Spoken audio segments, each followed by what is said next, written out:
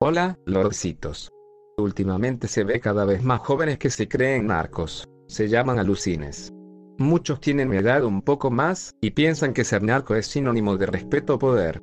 Pero todo eso viene de lo que consumen. Corridos tumbados, series de narcos, y videos en redes que los hacen ver como héroes. Las canciones hablan de dinero, armas, y mujeres, pero nunca del miedo, las muertes o la soledad que hay detrás de esa vida.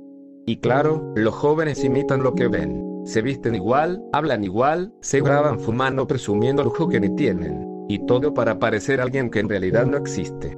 El internet les vendió un personaje, y muchos se lo creyeron. Pero lo que no entienden es que esa vida no tiene final feliz. No hay respeto, ni éxito real ahí. Solo vacío y problemas.